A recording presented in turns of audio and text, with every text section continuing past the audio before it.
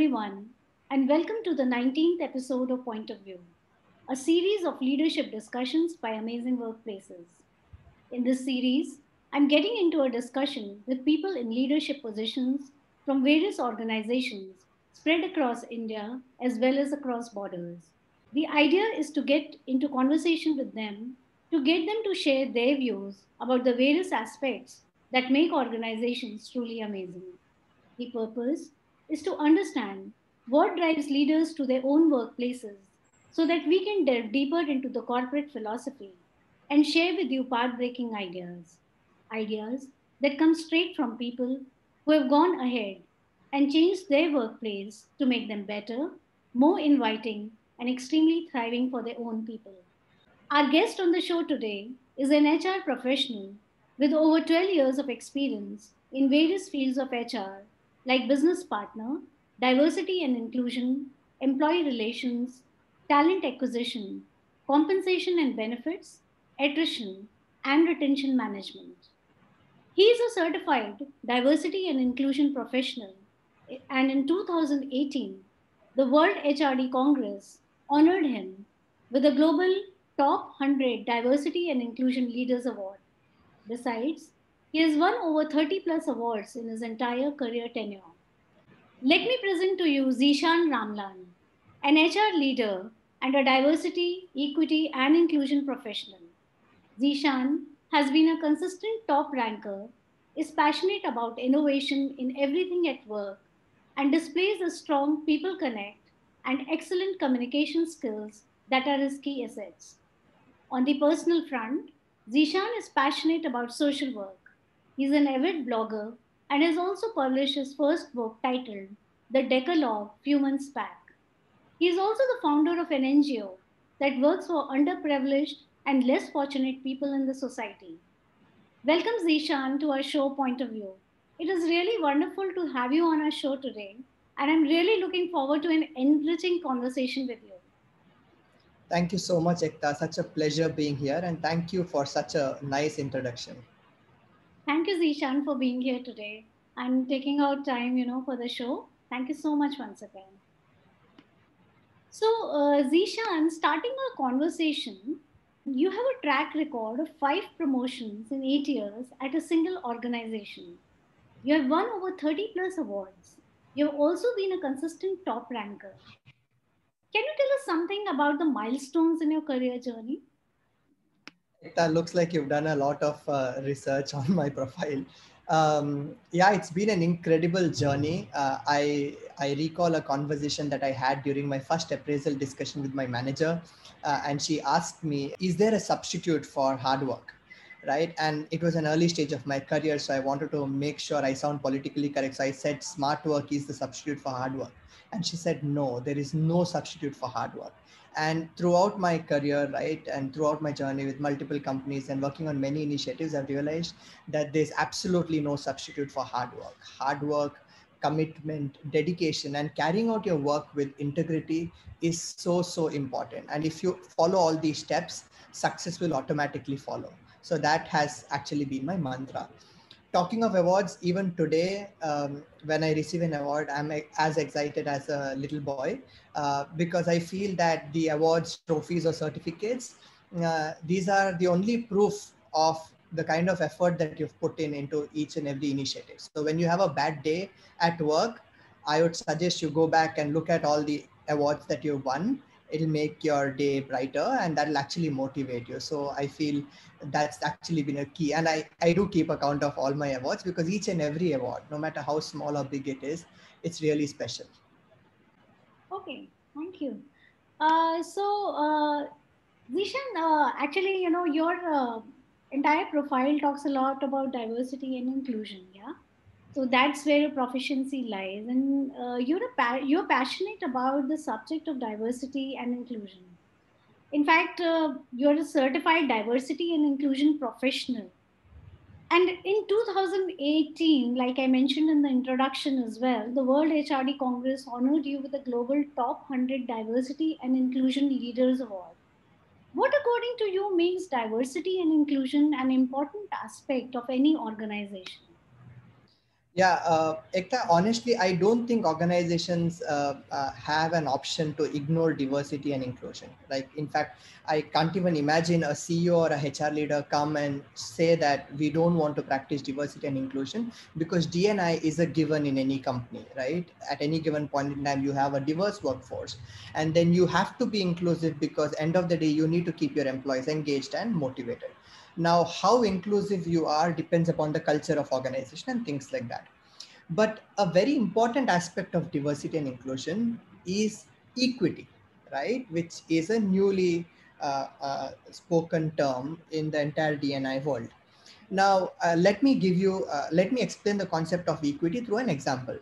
I was just going through some of the videos on LinkedIn recently, and I glanced upon one video which showed a physically challenged girl uh, participating in a race, and she was able to complete the race. Okay, and it was a race for everybody, but then there was a physically challenged girl on the clutches, and she was participating in the race, and she was able to complete the race. And a lot of them followers, and the video went viral, a lot of them followers on LinkedIn continue to comment that the organizers were super inclusive, thank you for making her feel so special, and things like that. Now, when I look back at the video, yes, the organization, the organizers were pretty open and inclusive and gave a chance for her to participate. But did they give her a fair chance, or did they ensure that her experience was good? The answer is no. The reason is that if you're giving equal opportunity, you have to make sure that it's a fair opportunity. So that's the difference between equality and equity. Equity is fair opportunity. Equal opportunity is an opportunity that you give it to everybody, right? Now, if I were given a chance to conduct such a program or an event, I would probably tweak the start point or an end point based on the average speed that she would take to complete the race. And what happens when you do that is you're making sure that her experience through this phase is amazing, right? Otherwise, you will probably conduct 100 such contests, and she would always lose. She would not win because she knows that she has difficulty in competing against others. So you have to make sure that each and every policy that you do in the entire diversity and inclusion space is treated with fairness, and there's a concept of equity. So most of the organization now call their D&I team as diversity, equity, and inclusion, because it makes all the more sense. And I think that should be the organization focus, any organization's focus going forward. Thank you so much, Zishan. I think that was a very valuable input that you shared with us.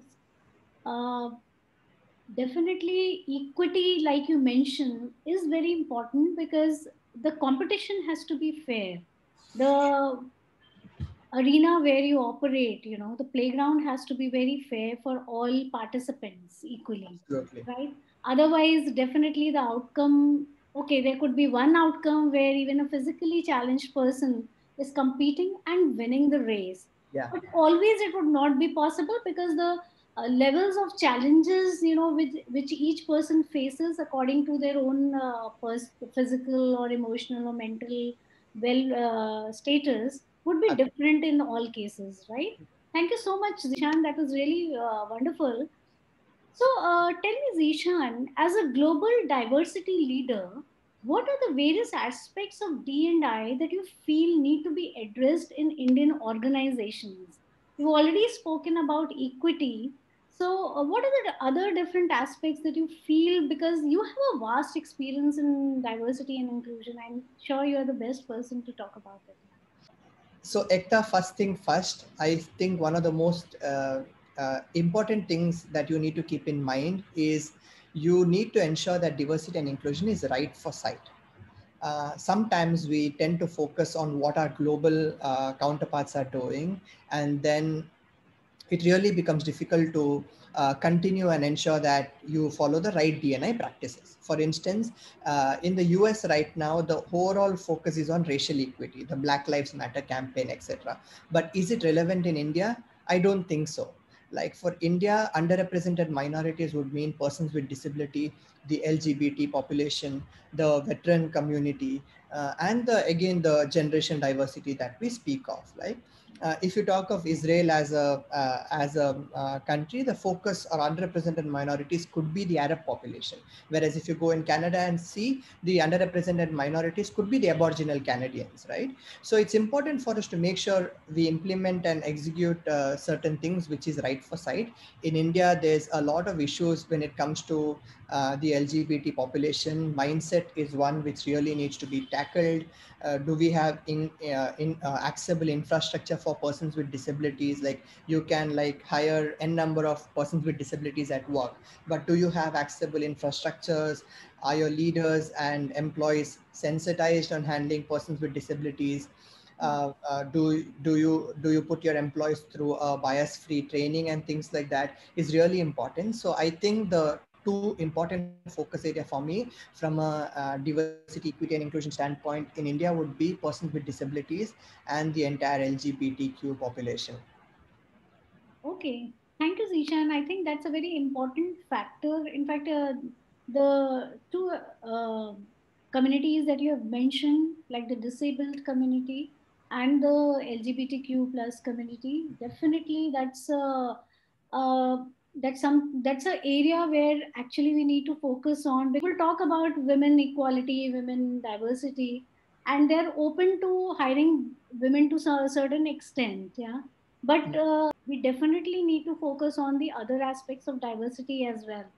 Most of the organizations, like when you talk to them, when they organizations which are new to DNI, they think gender diversity is the only focus area. Okay, I know there's a lot of work that needs to go in terms of gender diversity, but again, diversity and inclusion as a subject need to go hand in hand. Like you can't solve for a gender and then focus on other forms of diversity.